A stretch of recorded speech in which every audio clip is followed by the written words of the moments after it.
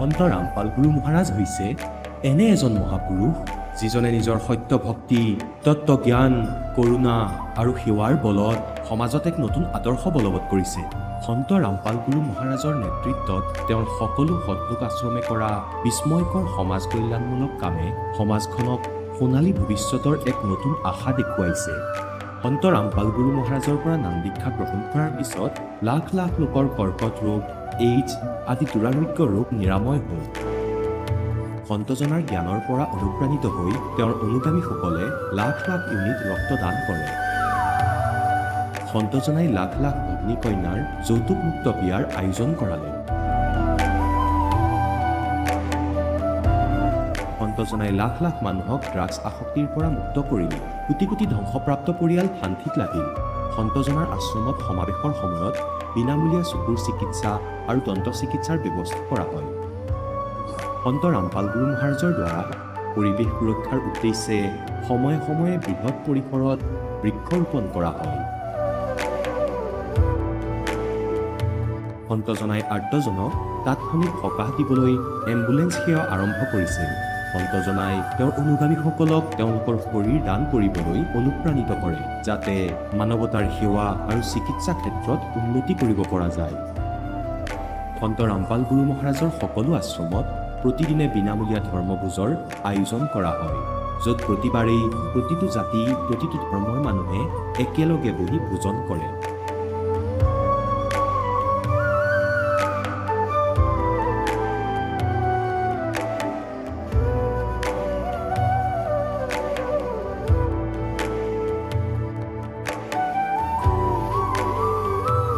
সন্ত ৰামপাল গুৰু মহাৰাজৰ আশ্ৰমত সহস্ৰাধিক বৃদ্ধ বৃদ্ধাই শ্ৰদ্ধা আৰু মৰমেৰে জীৱন যাপন কৰাৰ সুযোগ পায়। তেওঁলোকৰ থকা খোৱাৰ আৰু স্বাস্থ্যৰ সম্পূৰ্ণ দায়িত্ব সন্ত ৰামপাল গুৰু মহাৰাজে বহন কৰে। অনাথ শিশুৰ বাবে সন্ত ৰামপাল গুৰু মহাৰাজৰ সকলো আশ্ৰম বিশেষ বৰদানতকৈ কম নহয়, য'ত তেওঁলোকক শিক্ষা, সংস্কাৰ আৰু ভৱিষ্যতৰ বাবে উন্নত সুবিধা প্ৰদান কৰা হয়।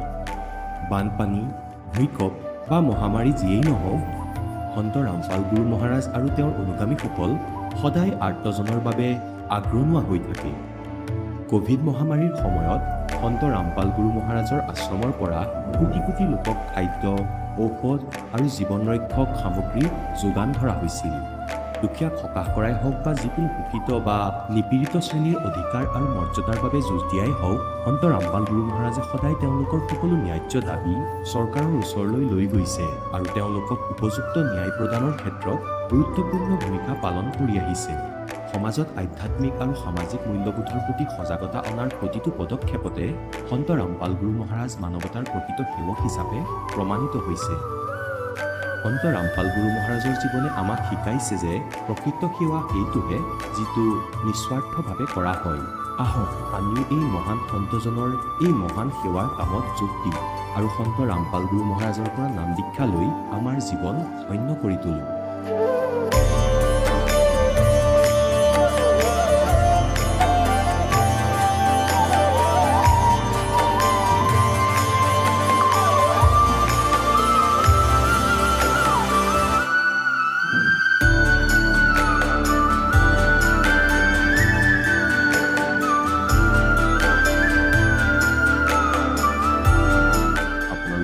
পৰিয়ালৰ সৈতে সৎলোক আশ্ৰমলৈ আন্তৰিকতাৰে আমন্ত্ৰণ জনোৱা হয়।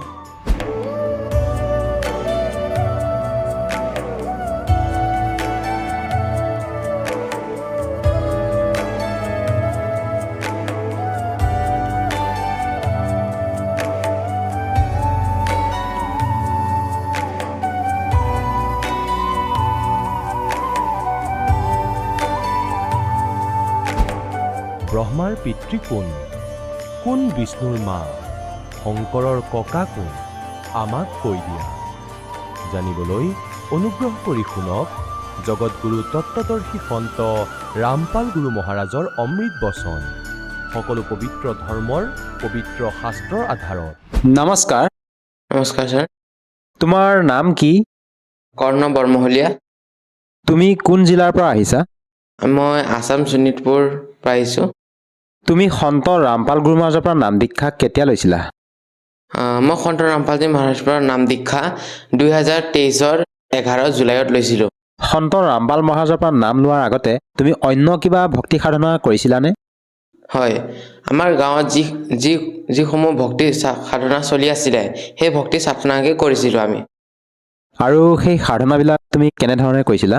যেনেকৈ কি মন্দিৰত মাহত এবাৰ মন্দিৰত যোৱা, তাৰপিছত মঙ্গলবাৰে এনেকৈ ব্ৰত ৰখা, এইবিলাক কৰিছিলোঁ। তুমি মন্দিৰলৈ গৈছিলা, ব্ৰত ৰাখিছিলা আৰু সমাজত প্ৰচলিত পৰম্পৰাগত ভক্তি সাধনা তুমি কৰি আছিলা। তেনে ক্ষেত্ৰত সন্ত ৰামপাল মহাৰাজৰ শৰণলৈ কিয় আহিব লগা হ'ল? সন্ত ৰামপালজী মহাৰাজৰ চৰণৰ অহাতকৈ আগত মোৰ এটা বেমাৰ হৈ আছিলে। সেই বেমাৰত মই বহুত পীড়িত হৈ আছিলোঁ। মানে বেমাৰটো এনেকুৱা হ'ল, সৰুতে এবাৰ মই দেউতাই মোক চেক কৰি আছিলে বডিটো। তেতিয়া মোৰ দেউতাই মোৰ পেটত গুটি কিবা এটা পালে। তাৰপিছত সেইটো পোৱাৰ পিছত দেউতা হস্পিটাললৈ গ'ল। তাৰপিছত কি বস্তু বুলি চাবৰ কাৰণে আল্ট্ৰাচাউণ্ড কৰিছিলে। আল্ট্ৰাচাউণ্ড কৰাটো ইমান ধৰা নাপালে, কিবা গুটি বুলি। তাৰপিছত ডাক্তৰক দেখালে, ডাক্তৰে ক'লে এইটো CT স্কেন কৰিব লাগিব। CT স্কেন কৰিলে গম পাব এইটো কি বস্তু বুলি। CT স্কেন কৰাৰ পিছত ৰিপৰ্টত আহিলে যে এইটো টিউমাৰ বুলি বেমাৰ এটা ধৰা পৰিলে। তাৰপিছত সেইটো ফাৰ্ষ্টত ডাক্তৰে দাৱাই দিলে। দাৱাই দিয়াৰ পিছতো ভাল নহ'ল, বাঢ়ি গ'ল। সেইটো ডাঙৰ হৈ যোৱাৰ পিছত আকৌ এবাৰ ডাক্তৰলৈ গ'লোঁ। আমাৰ টাউনৰ ওচৰতে হস্পিটেল আছে, তাত টুমুকি বুলি কোৱা নামটো হস্পিটেলৰ, তাত গ'লোঁ। তাত যোৱাৰ পিছত ডাক্তৰক দেখালোঁ। ডাক্তৰে কৈছে অপাৰেশ্যন কৰিব লাগিব। তাৰপিছত ডাক্তৰে এইটো হস্পিটেলত চাৰ্জাৰী কৰিবৰ কাৰণে মেচিন নাথাকাৰ কাৰণে বেলেগ হস্পিটেললৈ ৰেফাৰ কৰি দিয়া হ'ল।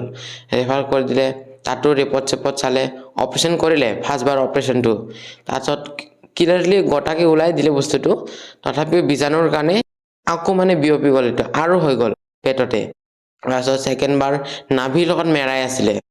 নাভিৰ লগত মেৰাই থকাৰ কাৰণে সেইটো ছেকেণ্ডবাৰ অপাৰেশ্যনত সেইটো ক্লিয়াৰলি গোটাকে ওলাব নোৱাৰিলে, আধা কাটি কিনি ওলাব লগা হ'ল। কাৰণ নাভিত অলপো যদি লাগি যায় জীৱনটো যোৱাৰ চান্স আছিলে। তাৰপিছত সেইটো আধা কাটি দিলে। আধা কটাৰ পিছত আকৌ এইটো গোটা হৈ গ'ল, ডাঙৰ হৈ গ'ল, বহুত ডাঙৰ হৈ গ'ল এইটো। তাৰপিছত এইটো ভাল হোৱা নাই।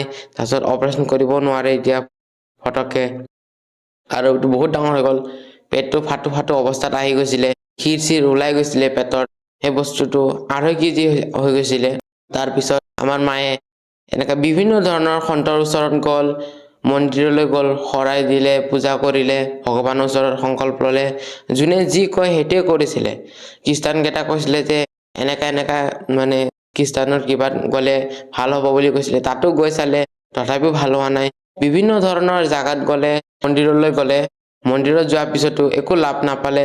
তাৰপিছত আৰু এজন বৰদেউতাই ক'লে যে এনেকা জাগাত এনেকা মন্দিৰ আছে, তাত এনেকা সংকল্প ল'লে ভাল হ'ব পাৰে বুলি কৈ কিনি তাত গ'লো। লাষ্ট আমাৰ মায়ে লাষ্ট এটা কিবা আছিলে, ভাবিছিলে আৰু লাষ্টবাৰ ভাল হ'ব পাৰে বুলি কৈছিলে। তাৰপিছত তাতো লাভ নাপালে। তাৰপিছত আমাৰ মায়ে কান্দি থাকিলে ঘৰত। তাৰপিছত এদিন আমাৰ ঘৰত বৰদেউতা আহিলে। বৰদেউতা আহি কিনি ক'লে এনেকা গুৰু আছে, তাৰ পৰা নাম দীক্ষা ল'লে এইবোৰ বেমাৰ ভাল হ'ব পাৰে বুলি কৈছিলে। তেতিয়া আমাৰ মায়ে বিভিন্ন ধৰণৰ সাধু সন্তৰ ওচৰত গ'লে, ভগৱানৰ পূজা কৰিছিলে, মনসা দেৱীৰ ব্ৰত কৰিছিলে। তাৰপিছত বিষ্ণু ভগৱানৰ পূজা কৰিছিলে। এনেকা বিভিন্ন ধৰণৰ পূজা পাতন কৰাৰ পিছতো ভাল হোৱা নাছিলে। বৰদেউতা আহি কওঁতে বিশ্বাস কৰা নাছিলে। তাৰপিছত এদিন মই বৰদেউতা ঘৰত গ'লো। তাৰপিছত মই এখেতৰ ঘৰত গৈ কিনি দেখিলোঁ যে এনেকা গুৰু ধাৰণ কৰিছে। তাৰপিছত মই এখেতৰ গুৰুৰ আগত প্ৰাৰ্থনা কৰি ক'লো, আৰু সেই গুৰুদেৱ, মোৰ যদি আপুনি বেমাৰটো ঠিক কৰি দিয়ে, আপোনাৰ চৰণত মই আহিম বুলি এইখিনি সংকল্প কৰি গৈছিলোঁ। তাৰপিছত আমাৰ মায়ে সাংবাদিক লগত লগ ধৰি কিনি চৰকাৰী আঁচনি কিবা কৰিলে। চৰকাৰী আঁচনিৰ সহায়ত আমাৰ চৰকাৰৰ ফালৰ পৰা পঠোৱা হ'ল হস্পিটেললৈ, স্পেচিয়েল কিবাত গ'লে। তাৰপিছত তাতো অপাৰেশ্যন নহয় বুলিও কৈছিলে। তাৰপিছত লাষ্ট উমিদ এটা আছিল। তাৰপিছত আৰু এবাৰ নেক্সটবাৰ এনেকৈ সাংবাদিকত চালে। তাৰপিছত চৰকাৰী কিবা লগত গ'লে আমাক বেংগলোৰত পঠোৱা হ'লে। বেংগলোৰত যাই কিনি তাৰপিছত ডক্টৰকেইটা আকৌ এবাৰ চেকআপ কৰিলে। চাই কিনি ফাৰ্ষ্টতো নোৱাৰোঁ বুলি কৈছিলে। তাৰপিছত আমাৰ মায়ে কোৱা কাৰণে তাৰপিছত চাৰ্জাৰী কৰিলে, ৰিস্ক লৈ কিনি চাৰ্জাৰী কৰাৰ পিছত সেইটো 2.5 কেজি ওলালে। বস্তুটো ইমান ডাঙৰ আছিলে, পেটটো ফাটি যোৱা অৱস্থাই আছিলে। তাৰপিছত অপাৰেশ্যনটো ছাকচেছ হ'ল। তাৰপিছত বেমাৰটো অলপ ভাল হ'ল। কৰ্ণ, তোমাৰ যিহেতু পেটৰ অপাৰেশ্যন হৈছিল সেই অপাৰেশ্যন হোৱা ঠাইখিনি আমাৰ দৰ্শকসকলক তুমি দেখুৱাব পাৰিবানে? যিহেতু আজি তোমাক বহুত দৰ্শকে বহুত শ্ৰদ্ধালুৱে টিভি স্ক্ৰীণত প্ৰত্যক্ষ কৰি আছে, তোমাক আজি চাই আছে, গতিকে সেই অপাৰেশ্যন হোৱা ঠাইখিনি এবাৰ দেখুৱাবলৈ তোমাক অনুৰোধ জনাইছোঁ।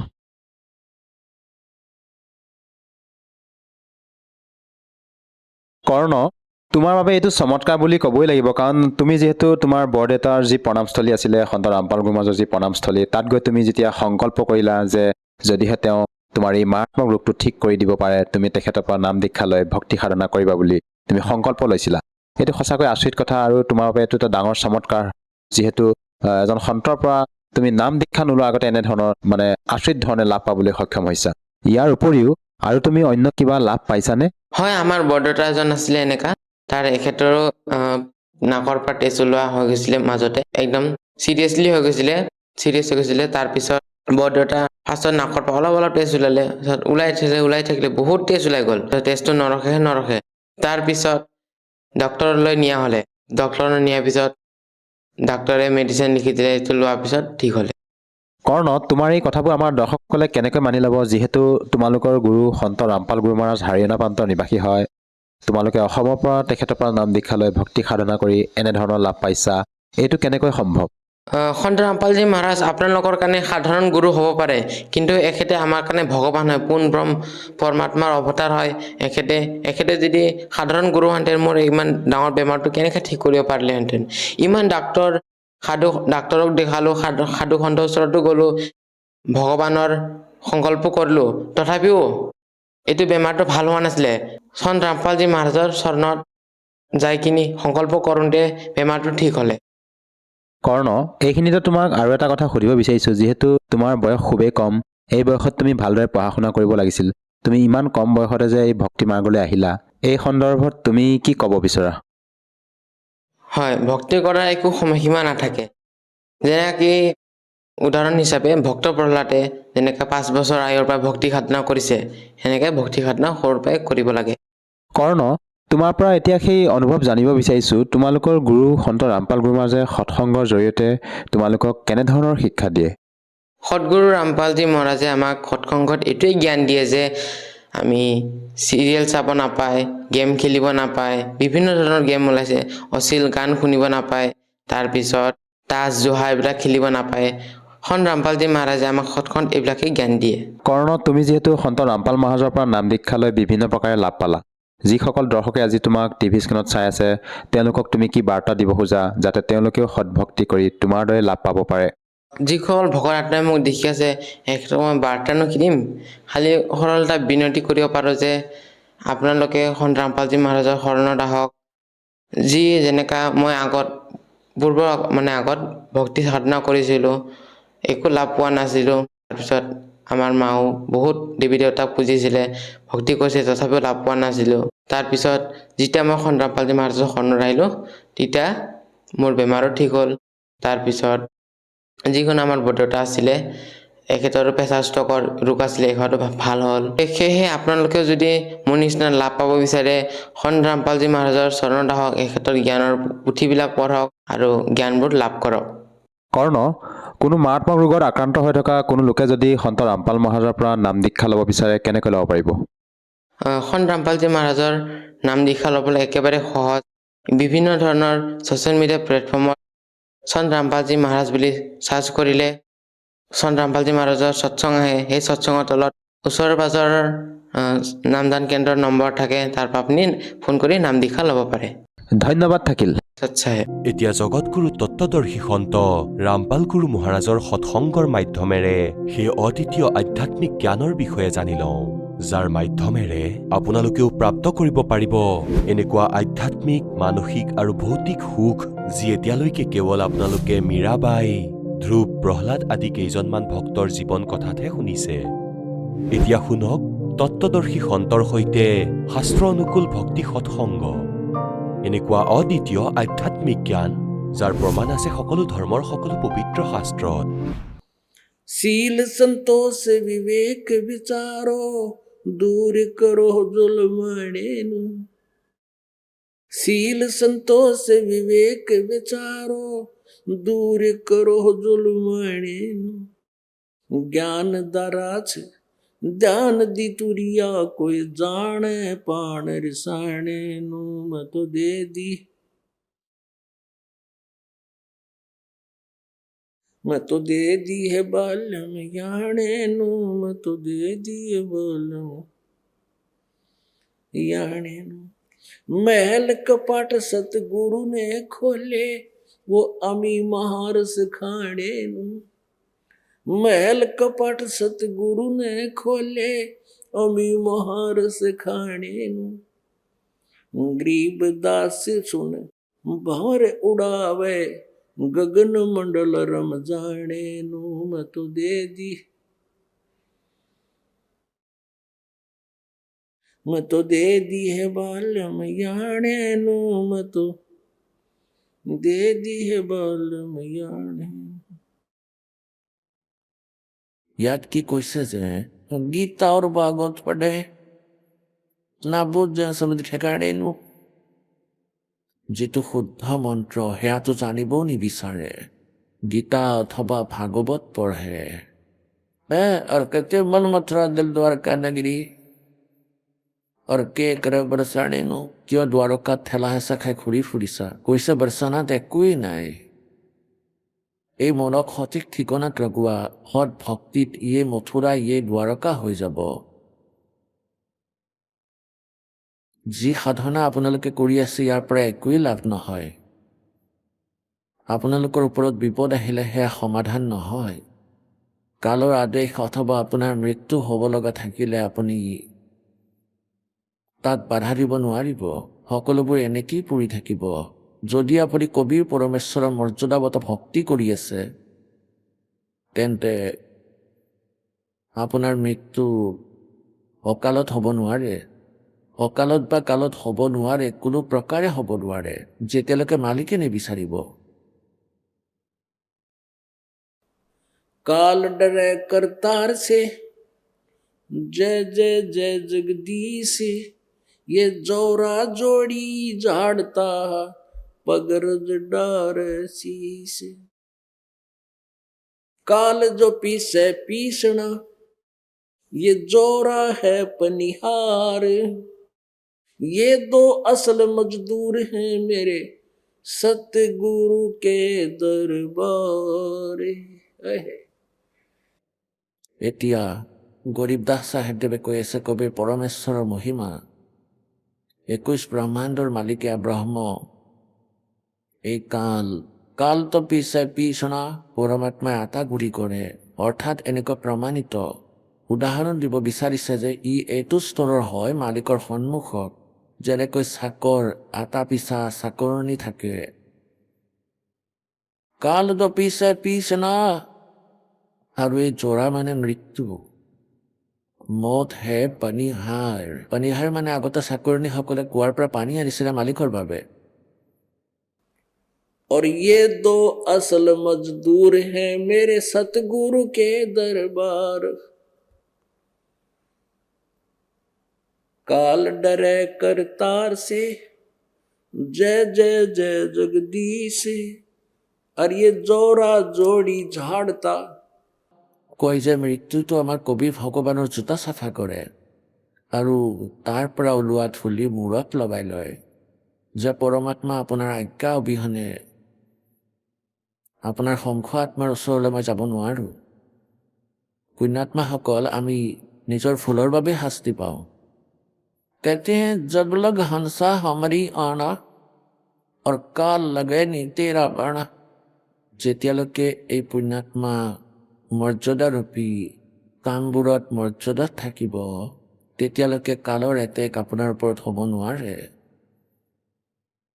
আমি নিজৰ গাফিলতিৰ বাবে শাস্তি পাওঁ কাৰণ যিবোৰ দোষী আত্মা ইয়ালৈ আহে তেওঁলোকৰ বাবে এই দুখে বৰদানৰ ৰূপ লয় পবিত্ৰ মনেৰে কান্দে আৰু পৰমাত্মাক প্ৰাৰ্থনা কৰে নামৰ জপ কৰে আৰু ভয় ভয়কৈ কামবোৰ কৰে যেন মৰ্যাদা কেতিয়াও ভাঙি নাযাওক আপদ নাহক দুখটো তেওঁ দূৰ হ'বই হ'ব যদি মৰ্যাদাত থাকে নিয়মবোৰ সঠিককৈ কৰে তেতিয়া তেওঁ আগলৈ কেতিয়াও শাস্তি নাপায় তেওঁলোক দৃঢ় হৈ থাকিব যে হে ভগৱান, যদি মৰ্যাদা ভাঙি যায় আকৌ যাতে আপদ আহি নপৰক আমাৰ ওপৰত। আৰু যিবোৰ সুখী জ্ঞানৰ সৈতে জড়িত, যদি তেওঁলোকে জ্ঞান সঠিককৈ বুজিছে তেতিয়াহ'লে তেওঁলোকে সেয়াও ইপাৰ সিপাৰৰ যুদ্ধ আৰম্ভ কৰি দিব, যেনেকৈ মীৰাবাইয়ে কৰিছিলে।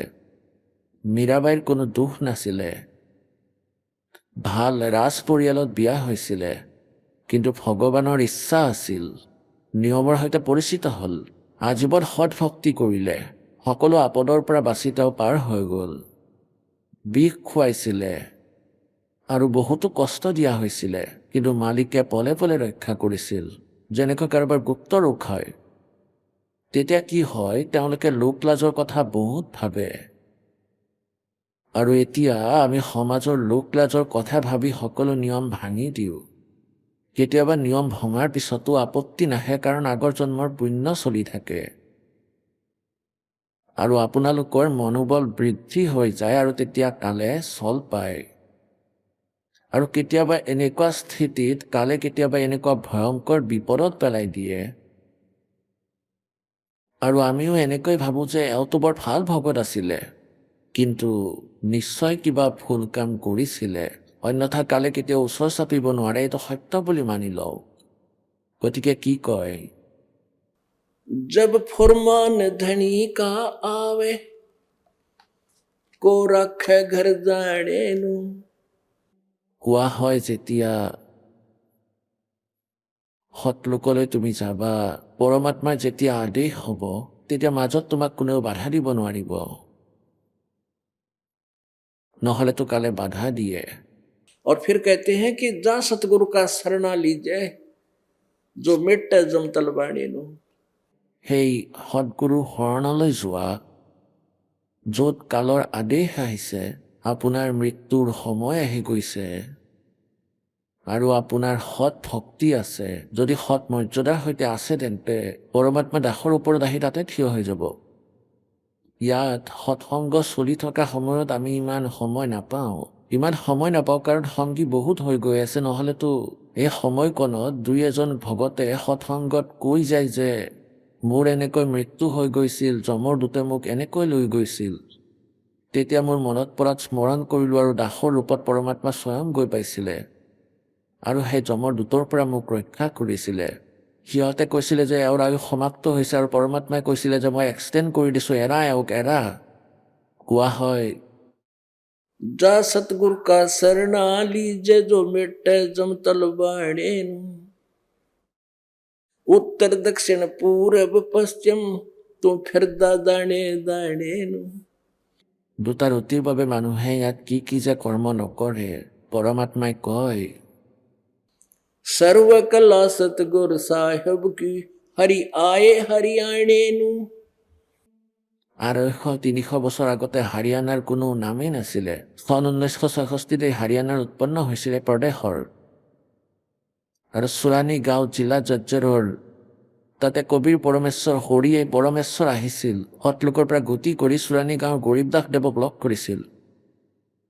এতিয়া গৰীব দাস দেৱৰ কথা কোনেও নুশুনিলে, গাঁওবাসীয়েও শুনা নাছিলে, পাগল বুলি কৈছিল, যে এওঁতো মেণ্টেল হৈছে, যি টি কৈ আছে, কবিৰক ভগৱান বুলি কৈ আছে। কি হ'ব?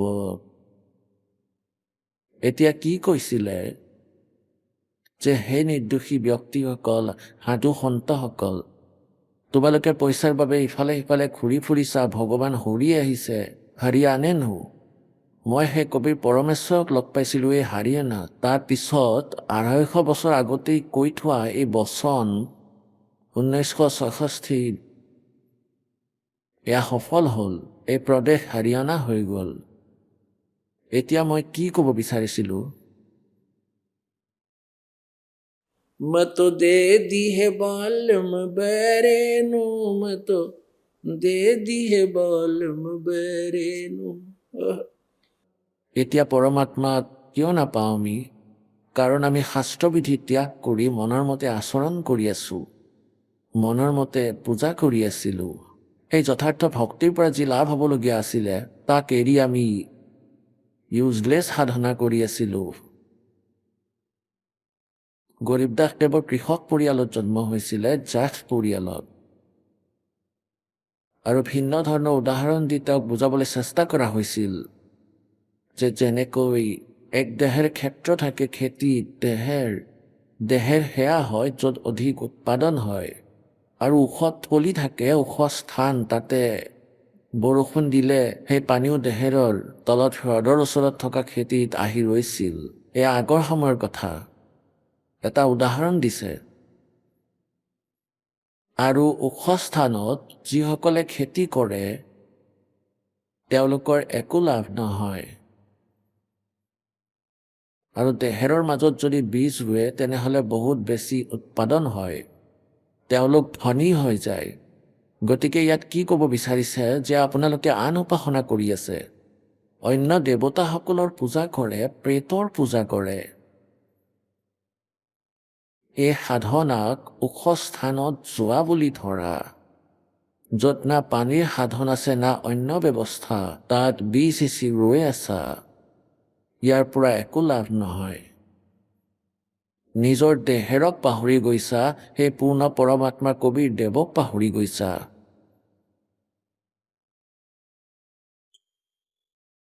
তেওঁৰ সাধনাৰ জৰিয়তে আপোনালোকৰ বহুত লাভ হ'ব। मैं तो दे दी है बालम बरेनु, मैं तो दे दी है बालम बरेनु, मैं तो दे दी। संसारी दी गल्लां चिन्ह नहीं बुझे शब्द जो गहरे नू। संसारी दी गल्लां चिन्ह नहीं बुझे शब्द जो गहरे नू। मुर्दों से ती प्रीत लगावे ना, जाने सतगुरु मेरे नू।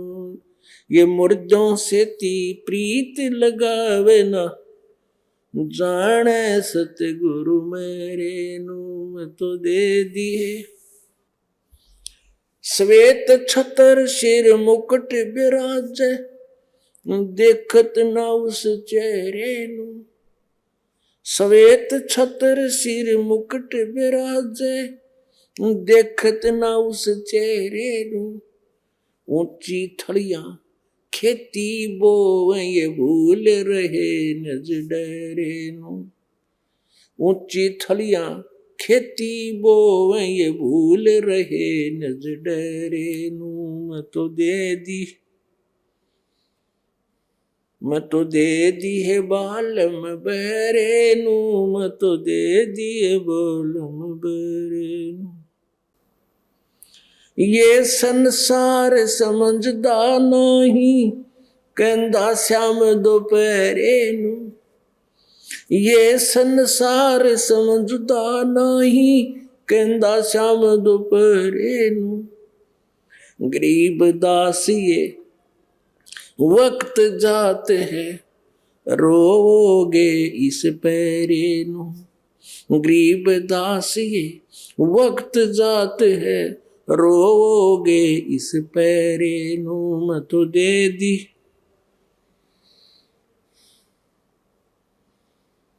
बहरे नू, मैं तो दे दी है बालम बहरे नू।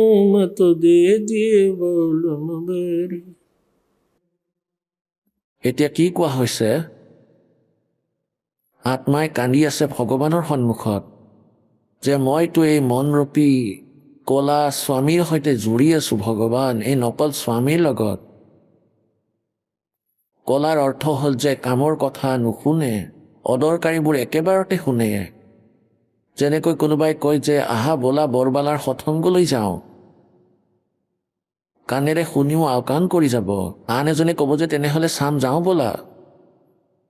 আৰু অলপ দূৰত কোনোবাই কয় যে তাতে এনেকুৱা চাৰ্কাছ আহিছে, অথবা ক'ৰবাত ভাওনা আহিছে, অথবা ক'ৰবাত কোনো কম্পিটিশ্যন হৈ আছে।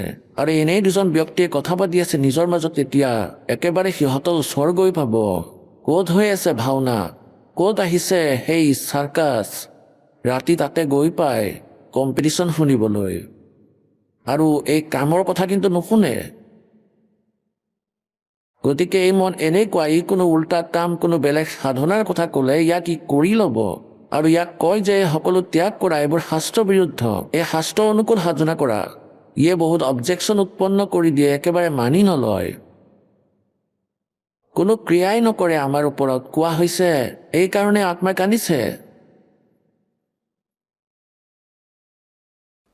कि संसारी दी गल्ला चीने ना बुझे शब्द जो गहरे नु সাংসাৰিক ব্যক্তিয়ে যিকোনো কথাই কয়। কাৰোবাৰ সন্তানৰ অসুবিধা হৈ যায়, প্ৰতিবেশী আহিব আৰু ক'ব পিৰালিৰ মাটি লৈ ওপৰ ফালে পেলাই দিয়া, তাত তৎক্ষণাত কৰি যাব সেয়া।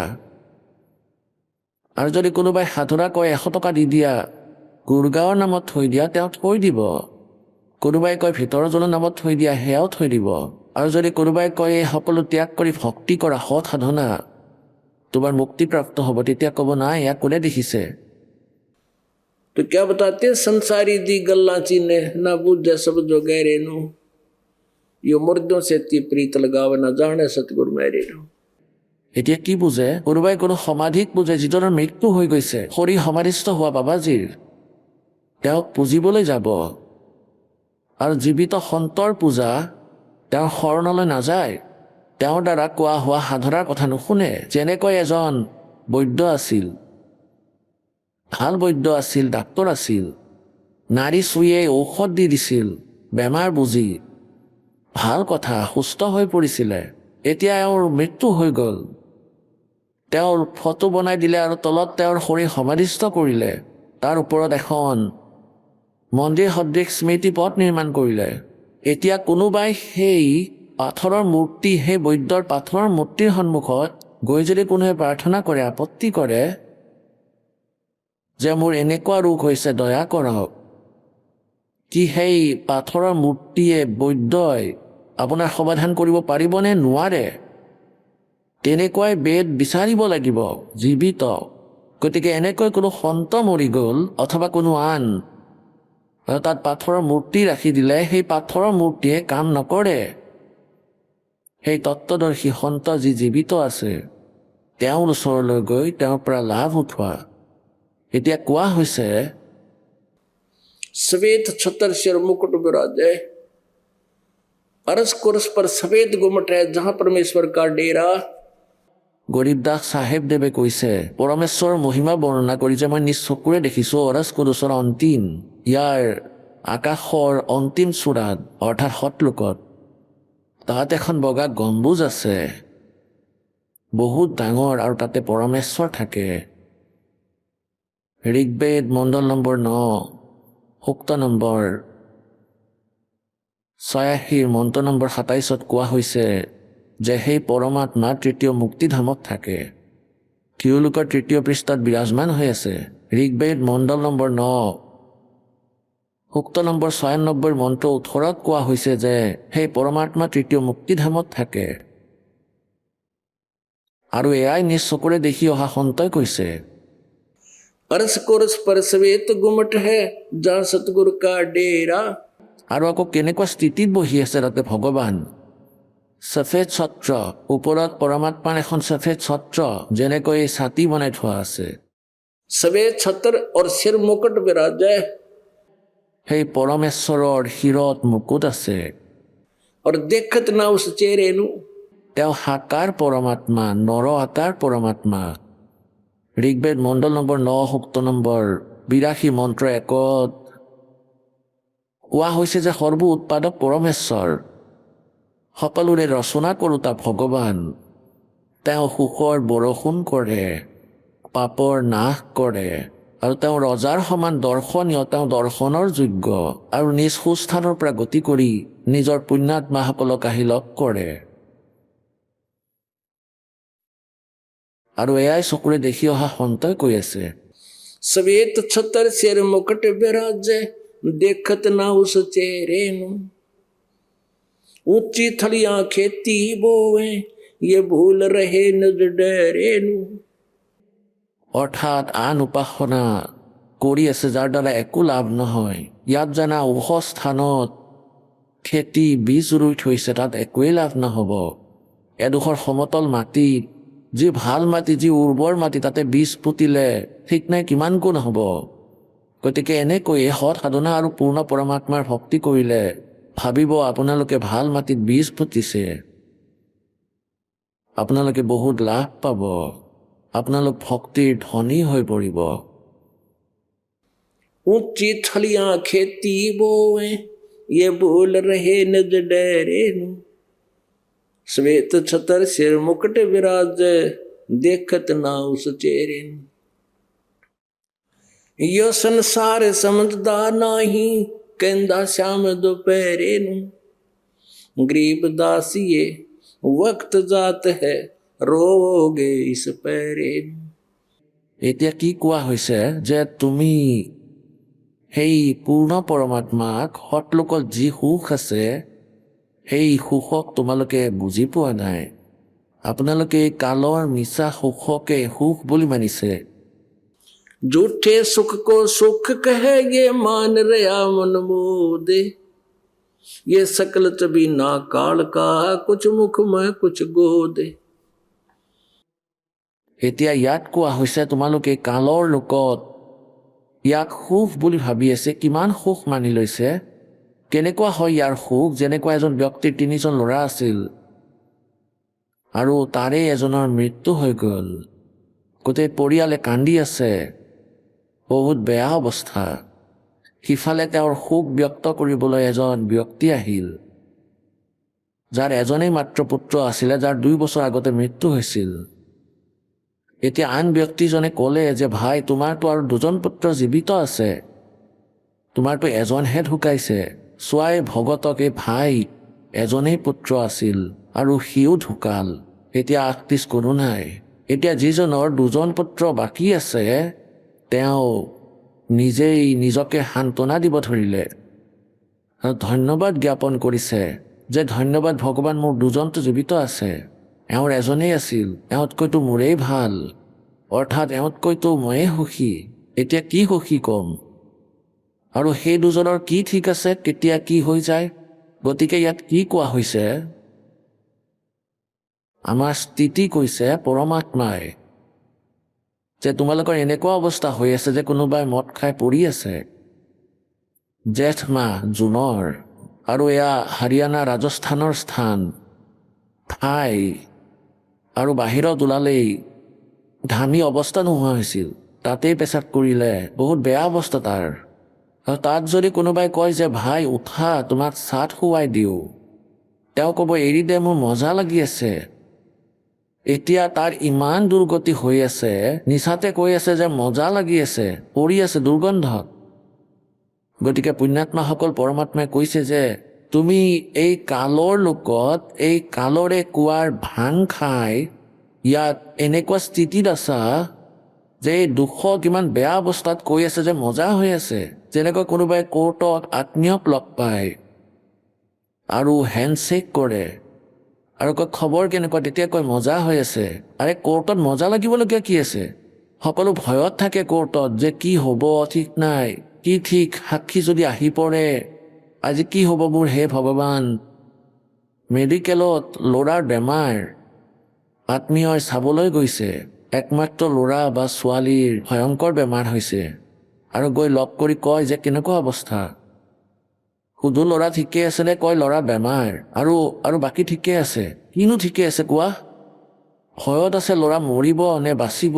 এই আনন্দ আমাৰ জিভাত আছে, জিভাত, আৰু ক'তো আনন্দ বিচাৰি নোপোৱা 21 ব্ৰহ্মাণ্ডত। গতিকে ইয়াত পৰমাত্মাই কয় ये संसार समझदा नाही कहंदा श्याम दोपहरे नु। জুনৰ মাহ দিনৰ 12 বজাত জুই পৰি আছে, ইমান গৰম পৰে আৰু নিচাত পৰি কোনোবাই কয় যে আনন্দত আছো মই, বৰ ঠাণ্ডা লাগিছে। কৈছে যে এই দুপৰীয়াকে তুমি ৰাতি বুলি ভাবিছা, ঠাণ্ডা বুলি ভাবি আছা, ইমান ভয়ংকৰ দুখত তুমি জীৱন অতিবাহিত কৰি আছা। ये संसार समझदा नाही कहंदा श्याम दोपहरे नु गरीब दासिए वक्त जात है रोगे इस पैरे नु। होय होय। এতিয়া গৰীবদাস চাহেবদেৱে কৈছে এই মনুষ্য জীৱন, এই সময়, এই পল তেতিয়া পিছত কান্দিবা যদি হাতৰ পৰা গুচি যায়, ভক্তি হোৱাই নাই।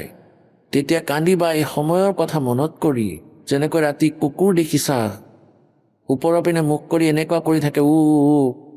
এতিয়া কৰা উ। যেতিয়া সময় আছিল এতিয়া অকৰ্মণ্যবোৰে মদ খাই অনৰ্থক কথা কোৱা সময়বোৰ হেৰুৱালে। कहते अच्छे दिन पाछे गए गुरु से क्या ना हेत, अब पछतावा के करे टिड़िया चुगी खेत।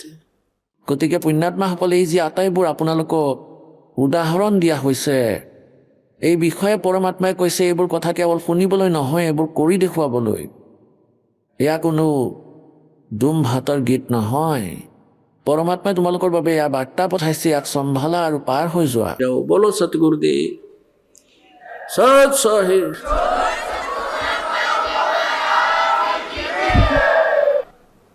পৰম পিতা পৰমাত্মা পূৰ্ণ ব্ৰহ্ম সমগ্ৰ সৃষ্টিৰ ৰচয়িতা কুল মালিক কবিৰ দেৱ, কবিৰ পৰমেশ্বৰ, তেওঁ সেই পৰমাত্মা যিজন ভাৰতবৰ্ষৰ পবিত্ৰ পৃথিৱীত কাশী চহৰত লেহেৰতাৰা নামৰ এটা পুখুৰীৰ মাজত বিকশিত পদুম ফুলত এই পৰমাত্মা শিশু ৰূপত প্ৰকট হৈছিল। চন 1398 বিক্ৰমাব্দ 1455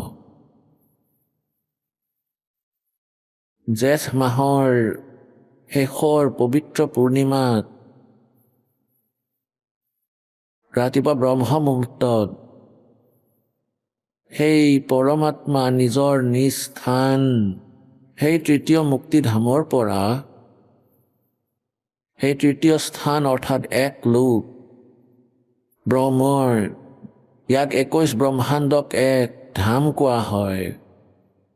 আৰু দ্বিতীয় ধাম এই 7 সংখ্য ব্ৰহ্মাণ্ড কালৰ এই অক্ষৰ পুৰুষৰ পৰব্ৰহ্মৰ। আৰু ইয়াৰ তৃতীয় যি ওপৰৰ যি অবিনাশী লোক আছে, তাৰেই প্ৰথম লোক যিটো সৎলোক, এয়া তৃতীয় ধাম হয়। সেই পৰমাত্মা পূৰ্ণ ব্ৰহ্ম নিজৰ তৃতীয় ধামৰ পৰা গতি কৰি তাৰ পৰা প্ৰস্থান কৰি আহে।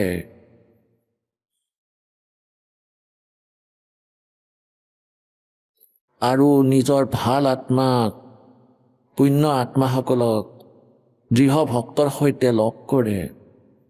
সেই ভক্তক পাছত নিজৰ সাক্ষী বনাই সৎলোকলৈ লৈ যায়। তাৰ পৰা পাছত সম্পূৰ্ণ ব্যৱস্থাৰ সৈতে পৰিচিত কৰাই সেই মৰমৰ আত্মাক পুনৰাই এই কালৰ লোকত আনি এৰি দিয়ে। এই পৰমেশ্বৰৰ সৈতে পৰিচিত পূৰ্ণ আত্মাই পাছত পৰমাত্মাৰ মহিমা বহুত সুন্দৰকৈ বৰ্ণনা কৰে। ভালেই সেই সময়ত তেওঁৰ সেই মৰমৰ আত্মাসকলৰ সেই বচনৰ ওপৰত মানুহে মহত্ব নিদিয়ে, ইয়াৰ ওপৰত বিচাৰ নকৰে। কিন্তু এয়া সেই মধ্য যুগৰ বাবে অত্যন্ত লাভদায়ক হয়। আজি আমি ভগৱানক চিনি পাম আৰু পৰমাত্মাক জানিবলৈ আমাক সেই পৰমেশ্বৰৰ মৰমৰ আত্মাসকলৰ সেই অমৃত বচন আজি অতি উপযোগী সিদ্ধ হ'ব। সেই পৰমেশ্বৰে চাৰিওটা যুগত একেধৰণৰ লীলা কৰে। আহক আমি এতিয়া সেই শ্ৰদ্ধালুসকলৰ অনুভৱবোৰ জানো, যিসকলে জগতগুৰু তত্ত্বদৰ্শী সন্ত ৰামপাল গুৰু মহাৰাজৰ পৰা দীক্ষা প্ৰাপ্ত কৰিছে তথা তেওঁ কোৱা ভক্তি মাৰ্গ এওঁলোকে অৱলম্বন কৰি আছে। নমস্কাৰ ছাৰ। নমস্কাৰ ছাৰ। ছাৰ কি নাম আপোনাৰ? মোৰ নাম নীলমণি দাস। মই জাহাংগীৰ চাপা ছত্তীশগড়ৰ বাসিন্দা। এতিয়া বৰ্তমান গুৰগাঁৱত UX ডিজাইনাৰৰ পদত কাম কৰি আছোঁ। ছাৰ সন্ত ৰামপালদেৱ মহাৰাজৰ পৰা আপুনি নাম দীক্ষা কেতিয়া ল'লে? মই সন্ত ৰামপালদেৱ মহাৰাজৰ পৰা নাম দীক্ষা 20 মে'ত 2014 লৈছিলোঁ। ছাৰ সন্ত ৰামপালদেৱ মহাৰাজৰ পৰা নাম দীক্ষা লোৱাৰ আগতে আপুনি কিবা ভক্তি সাধনা কৰিছিলনে? হয় ছাৰ, মই আচাৰামৰ সৈতে জড়িত আছিলোঁ। আচাৰাম দেৱৰ ভক্তি কৰিছিলোঁ। মোৰ প্ৰায় 6 বছৰে হৈ গৈছিল তেওঁৰ ভক্তি কৰাৰ। আৰু তেওঁৰ ভক্তি কৰাৰ বাবে বিশেষ একো লাভটো হোৱা নাছিল, কিন্তু মোৰ মাজত যি অলপ চলপ বেয়া আছিলে সেয়া এৰা খাইছিলে। কিন্তু এনেকুৱা কোনো এডভান্স লেভেলত একো লাভ হোৱা নাছিল ছাৰ। হয়। তেন্তে কি কাৰণত আপুনি সন্ত ৰামপালদেৱ মহাৰাজৰ শৰণলৈ আহিলে? হয়, মই এজন বিজ্ঞানৰ বিদ্যাৰ্থী হয় ছাৰ। মই IIT বম্বেৰ পৰা পঢ়ি আহিছোঁ। মোৰ দাদাই আগতেই সন্ত ৰামপালদেৱ মহাৰাজৰ পৰা নাম দীক্ষা লৈ থৈছিলে। তেতিয়া মই তেওঁৰ লগত বহুত আৰ্গুমেণ্ট কৰিছিলোঁ যে ভাই, যে এইটো কেনেকৈ হ'ব পাৰে, এজন মানুহে কেনেকৈ ভগৱানৰ পদবী পাব পাৰে। তেতিয়া মই বহুত আৰ্গুমেণ্ট কৰিলোঁ। মই আচাৰাম দেৱৰো পইণ্টক তেওঁৰ সময়তো মই আৰ্গুমেণ্ট কৰিছিলোঁ যে নহয়, বিজ্ঞানতকৈ ডাঙৰ একোৱেই নাই, বিজ্ঞানেই সকলো। গডৰ এক্সিষ্টেঞ্চত আপুনি কোনো মানুহক দেখুৱাই দিব নোৱাৰে। কিন্তু যেতিয়া তেওঁৰ লগত মই বহুত ডিছকাশ্যন কৰিলোঁ, সন্ত ৰামপালদেৱ মহাৰাজৰ মই আশ্ৰমলৈ গ'লোঁ। আশ্ৰমলৈ যোৱাৰ পিছত মই অনুভৱ কৰিলোঁ যে এইখনতো বহুত বেলেগ জেগা। ইয়াত মানুহবোৰে বিনামূলীয়াকৈ খাব পাইছে, খোৱাৰ ব্যৱস্থাও পাইছে। কাৰণ মই আচাৰাম দেৱৰ তাত গৈছিলোঁ, তাত পইচা দি আপুনি থাকিব লাগিছিল, আপোনাক কুপন কাটিবলৈ দিছিলে, তাৰ পিছতহে আপুনি খাবলৈ দালি চাউল পাইছিলে। তাত এনেকুৱা একো ব্যৱস্থা নাছিল। যাৰ পইচা আছিলে সিহঁত বহুত আগত বহিছিলে, আমি বহুত দূৰত বহিব লগা হৈছিলে আৰু দূৰৰ পৰা অলপ চলপহে দেখা পোৱা গৈছিল আচাৰাম দেৱক। কিন্তু ইয়ালৈ আহি দেখিলোঁ যে সকলো মানুহ আৰামত আছে, পৰমাত্মাই আশীৰ্বাদ দি আছে। গতিকে সেই সময়তে মোৰ মনত ক'ৰবাত এনেকুৱা লাগিল যে নহয় ভাই, মই যিহেতু বেলেগতো ভক্তি কৰিছোঁ, গতিকে ইয়াতো এবাৰ চেষ্টা কৰি চাওঁ। সন্ত ৰামপালদেৱ মহাৰাজৰ পৰা মই নাম উপদেশ ল'লোঁ। সন্ত ৰামপালদেৱ মহাৰাজে আশীৰ্বাদো দিলে। মোৰ আৰু এটা কথা আচৰিত এইটো লাগিল ছাৰ, যে আপুনি যিয়ে আশ্ৰমলৈ যায়, আচাৰাম দেৱকে ধৰি লওক অথবা আন যিবোৰ সন্ত আছে, যিসকলে নিজক পুৰুষ বুলি কয়, তেওঁৰ আশ্ৰমলৈ গ'লে তেওঁলোকে ইণ্ডিভিজুৱেলি গৈ কাকো আশীৰ্বাদ নিদিয়ে। মই যি ন'টিছ কৰিলোঁ সন্ত ৰামপালদেৱ মহাৰাজৰ আশ্ৰমত, তেওঁ প্ৰত্যেকজন শিষ্যৰ ওচৰলৈ আহি মূৰত হাত থৈ আশীৰ্বাদ দি আছিলে, যিটো সঁচাকৈ বহুত ডাঙৰ কথা। কোনটো এটাতো আপুনি ইমান ডাঙৰ পদবীত আছে, আনে হ'লেতো এনেকৈ ভাবিলে হয় যে ময়েই ভগৱান। তেতিয়া মোৰ এনেকুৱা লাগিল যে নহয় ভাই, তেওঁতো একেবাৰে নিজকে এনেকৈ দৰ্শাই আছে যে নহয় পুত্ৰ, নহয় মই তোমাৰ গুৰুহে, আৰু তোমালোক শিষ্য, আৰু তোমালোকৰ যিমান দুখ আৰু জীৱনত যিমানবোৰ কষ্ট আছে তাক নিবাৰণ কৰাটো মোৰেই কাম। এইবোৰ মই দেখিলোঁ আৰু তেতিয়া মই নিশ্চিত হ'লোঁ যে নহয়, মই সন্ত ৰামপালদেৱ মহাৰাজৰ পৰা নাম উপদেশ ল'ব লাগিব। ছাৰ, আপুনি বিজ্ঞানক বিশ্বাস কৰে, তাৰ পিছতো আপুনি সন্ত ৰামপালদেৱ মহাৰাজৰ পৰা নাম দীক্ষা ল'লে। মই সুধিব বিচাৰিম যে এতিয়া আপোনাৰ কোৱালিফিকেশ্যন কি কাম কৰে? হয়, মোৰ কোৱালিফিকেশ্যন, মই নেশ্যনেল ইনষ্টিটিউট অফ টেকন'লজিৰ পৰা বেচেলৰ ইন ডিজাইন টেক্সটাইলত মই ডিগ্ৰী লৈছোঁ। মই সেই সময়ত শ্বাহৰুখ খান, আপুনি চাগে অভিনেতাজনৰ নামটো শুনিছে, মই তেওঁৰ ঘৰৰ ইণ্টেৰিয়ৰো ডিজাইন কৰিছোঁ। এয়া ইণ্ডিয়া টুডে আৰ্টিকলত পাব্লিছো হৈছে। আপুনি যদি মোৰ নাম নীলমণি লিখি ইণ্ডিয়া টুডে টাইপ কৰে তেতিয়া আপুনি পাব, তাতে টপ আৰ্টিকলতে মোৰ নাম আছে। তাৰপিছত শ্বাহৰুখ খানৰ ইণ্টেৰিয়ৰ ডিজাইন কৰাৰ পাছত বহুত ডাঙৰ ডাঙৰ ডিজাইনাৰৰ লগতো মই কাম কৰিছোঁ, যাৰ মাজৰ মনীষ আৰোৰা হয়, কৰণ জোহৰ, বৰুণ বেহলৰ লগতো কাম কৰিছোঁ, আৰু সৰু সৰু বহুত উপলব্ধিও আছে। সেইবোৰ লৈ মই মাষ্টাৰ ডিগ্ৰীৰ বাবেও চেষ্টা কৰিছিলোঁ। মাষ্টাৰ ডিগ্ৰীৰ বাবে মই IIT বম্বেৰ এক্সাম দিলোঁ। প্ৰথমবাৰ যেতিয়া এক্সাম দিছিলোঁ সেইবাৰ মোৰ চিলেকশ্যন হোৱা নাছিল। IIT গুৱাহাটী পাম বুলি ভাবিছিলোঁ কিন্তু নাপালোঁ। কিন্তু দ্বিতীয়বাৰ IIT বম্বেতে পালোঁ মই, আৰু অল ইণ্ডিয়া ৰেংক 27 মই প্ৰাপ্ত কৰিলোঁ। IIT বম্বেৰ পৰা মই ইণ্ডাষ্ট্ৰিয়েল ডিজাইন, যাক আপুনি ক'ব পাৰে যে স্পেচিফিকেলি তাৰ স্পেচিয়েলাইজেশ্যন হিউমেন কম্পিউটাৰ ইণ্টাৰেকশ্যন আছিল, তাত মই পঢ়িলোঁ। আৰু তাৰপিছত বৰ্তমান মই এটা আমেৰিকান কোম্পানী টডৱৰ্কছত এজন ছিনিয়ৰ UX স্পেচিয়েলিষ্ট হিচাপে কাম কৰি আছোঁ। ছাৰ, মই মাষ্টাৰ ডিগ্ৰী IIT বম্বেৰ পৰা কৰিছোঁ। মই অল ইণ্ডিয়া ৰেংক 27 পাইছিলোঁ। IIT বম্বেত মই গ'ল্ড মেডেলো পাইছিলোঁ, য'ত আপুনি ফাইনেল ডিগ্ৰীৰ প্ৰজেক্ট ছাবমিট কৰিব লাগে, তাত মই গ'ল্ড মেডেল পাইছিলোঁ। বেষ্ট ষ্টুডেণ্টৰ এৱাৰ্ডো পাইছিলোঁ মই। আৰু সন্ত ৰামপালদেৱ মহাৰাজৰ আশীৰ্বাদৰ বাবে মোৰ IIT বম্বেত চিলেকশ্যন হৈছিলে। IIT এখন বহুত ডাঙৰ সংস্থান, লাখ লাখ ল'ৰা ছোৱালীয়ে এডমিশ্যনৰ বাবে তাত এডমিশ্যন ল'বলৈ ব্যাকুল হৈ থাকে যে মোৰ তাতে এডমিশ্যন হ'বই লাগিব। কিন্তু আশীৰ্বাদ লোৱাৰ মাত্ৰেই, সন্ত ৰামপালদেৱ মহাৰাজৰ পৰা আশীৰ্বাদ লোৱা মাত্ৰেই তাত চিলেকশ্যন পাইছিলোঁ মই। আৰু ছাৰ, মই এইটো ক'ব বিচাৰিম যে মই সন্ত ৰামপালদেৱ মহাৰাজৰ ওচৰলৈ মই 2013তো গৈছিলোঁ। যেতিয়া মোৰ দাদাই কৈছিলে যে তুমি এবাৰ গৈ আশ্ৰমখন চাই আহা, যদিহে তোমাৰ নাম উপদেশ লোৱাৰ ইচ্ছা হয় তেতিয়া ল'বা, গতিকে এবাৰ গৈছিলোঁ মই। যি সময়ত সেই সময়তে মই দাদাক কৈছিলোঁ যদি মোৰ IIT বম্বেত চিলেকশ্যন হৈ যায় নহয় দাদা, মই নিশ্চয় নাম উপদেশ ল'ম, যাতে মই বিশ্বাস কৰি লওঁ যে তেওঁৱেই ভগৱান। গতিকে যেতিয়াই মই ক'লোঁ যে সন্ত ৰামপালদেৱ মহাৰাজৰ সৈতে মোৰ বাৰ্তালাপো হৈছিলে, মই তেওঁক ক'লোঁ যে মই IIT বম্বেত এডমিশ্যন ল'ব বিচাৰোঁ, তেতিয়া তেওঁ আশীৰ্বাদ দিলে আৰু ক'লে যে পুত্ৰ হৈ যাব, আৰু হৈও গ'ল। মানে ইয়াতকৈ ডাঙৰ কথা আৰু কি হ'ব পাৰে।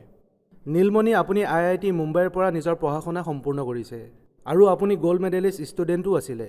সন্ত ৰামপালদেৱ মহাৰাজৰ বিষয়ে এনেকৈ কোৱা হয় যে তেওঁৰ লগত মানুহ অন্ধবিশ্বাসতহে জড়িত হৈছে। কমচে কম আপোনালোকৰ দৰে মানুহে IIT কলেজত গ'ল্ড মেডেলিষ্ট ষ্টুডেণ্ট হয়, টপ ইঞ্জিনিয়াৰ, টপ ডক্টৰ, যিসকলে সন্ত ৰামপালদেৱ মহাৰাজৰ সৈতে জড়িত হ'ব ধৰিছে, আপোনালোককতো ক'ব নোৱাৰোঁ যে আপোনালোকে অন্ধশ্ৰদ্ধা মতে জড়িত হৈছে। এই ধাৰণা কাল্পনিক নে ক'ৰবাত শুদ্ধ? এই ধাৰণা মোৰ এনেকুৱা লাগে যে যি বৰবালা কাণ্ড হৈছিলে তাৰ পিছত মই ভাবিলোঁ যে এয়া জানি বুজি কৰা ষড়যন্ত্ৰ। চৰকাৰে বহুত ভাল ধৰণে প্ৰিপ্লেন কৰিছিলে যাতে সন্ত ৰামপালদেৱ মহাৰাজৰ যিসকল অনুগামী আছে তেওঁলোকক এইটো বুজাব বিচাৰিছে যে অন্ধশ্ৰদ্ধাৰে তেওঁলোক জড়িত, আৰু তেওঁৰ জ্ঞানকো বেলেগ ধৰণে প্ৰস্তুত কৰা হৈছে।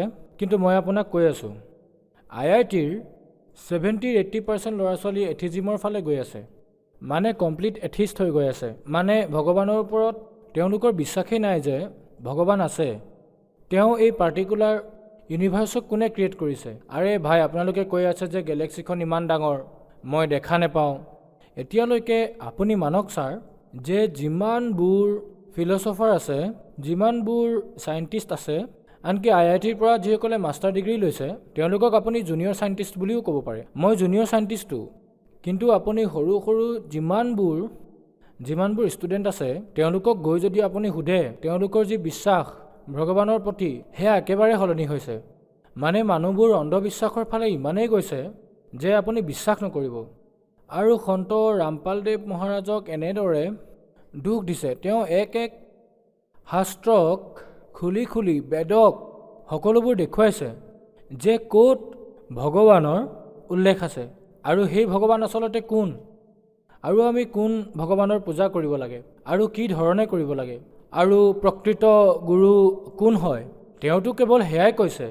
এইবোৰ কথাই চাগে আন যিসকল ধৰ্মগুৰু আছে তেওঁলোকে হজম কৰিব নোৱাৰিলে, কিয়নো তেওঁলোকৰ যি ব্যৱস্থা চলি আছে আজিকালিৰ, হ'ব পাৰে যি ধৰণে তেওঁলোকে জ্ঞান প্ৰচাৰ কৰি আছে তেওঁলোকে ভাবে যে সেয়া বন্ধ হ'ব, সেইবাবে তেওঁলোকে এয়া ষড়যন্ত্ৰ ৰচিছে। এয়া একেবাৰে, যদি আপুনি নিজে পঢ়া শুনা কৰা, আপোনাৰ বিজ্ঞানত বিশ্বাস আছে, অলপ বেছিও যদি মেটাফিজিক্স অথবা আপুনি ভাবে যে আপুনি আধ্যাত্মিকতাত অলপো বিশ্বাস ৰাখে, তেন্তে কিতাপ পঢ়ক, গীতা পঢ়ক, 4খন বেদ পঢ়ক, পুৰাণবোৰ পঢ়ি চাওক। যি সন্ত ৰামপালদেৱ মহাৰাজে যি সৎসংগত কয় সেয়া কেৱল আপুনি চাওক আৰু বুজিবলৈ চেষ্টা কৰক, আপুনি বহুত পৰিৱৰ্তন দেখিব।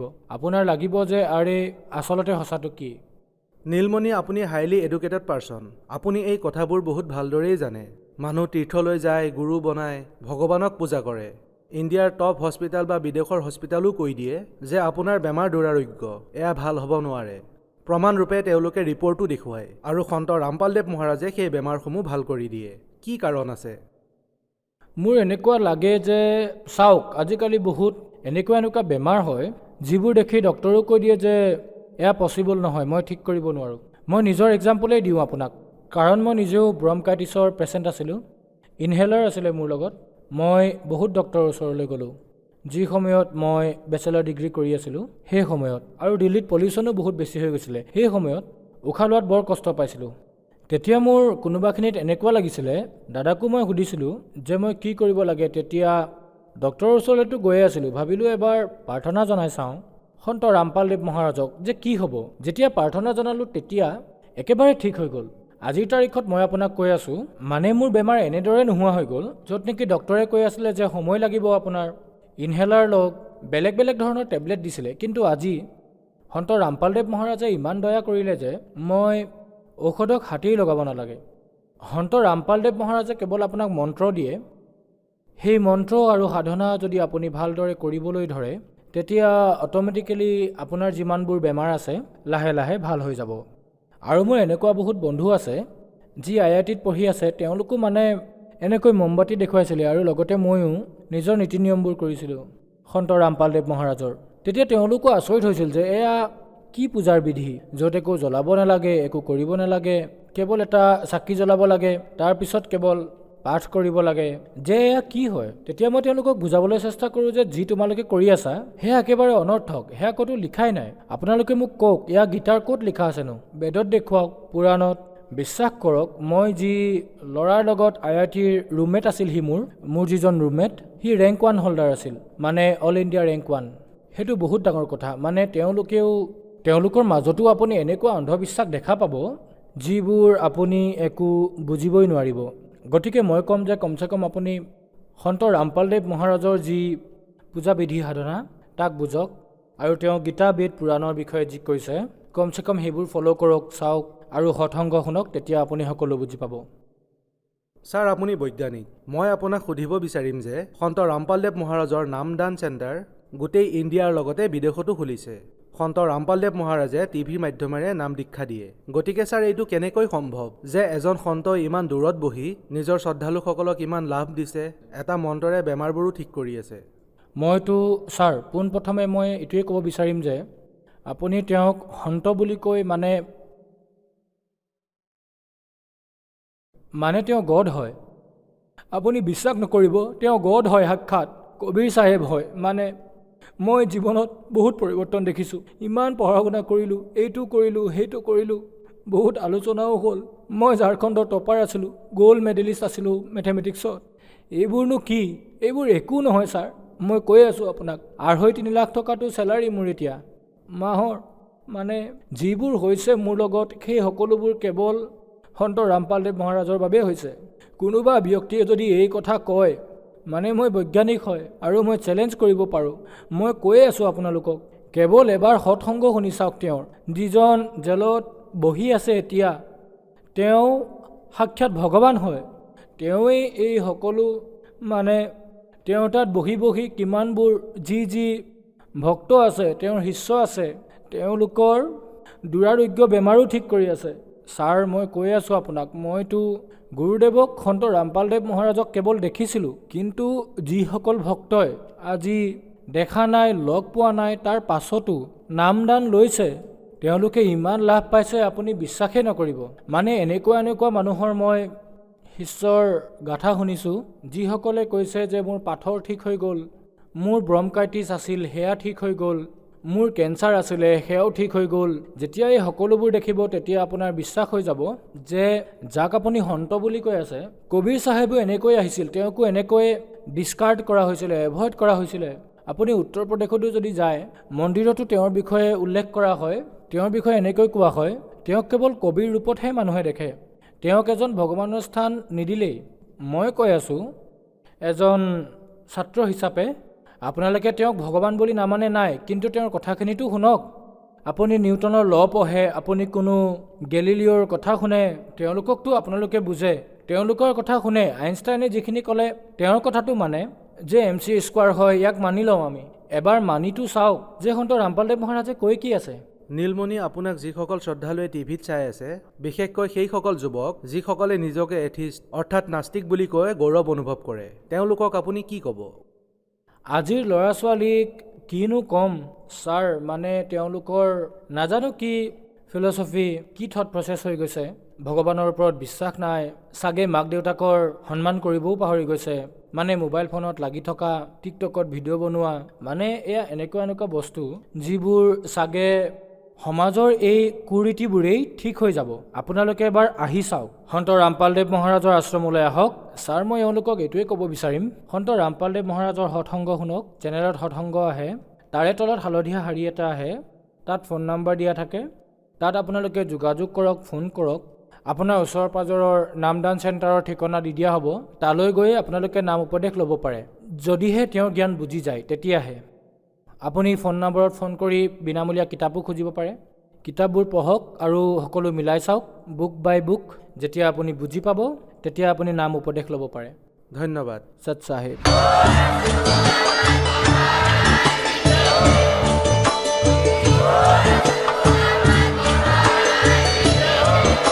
আপুনি শুনি আছিলে জগতগুৰু তত্ত্বদৰ্শী সন্ত ৰামপাল গুৰু মহাৰাজৰ মংগল প্ৰবচন।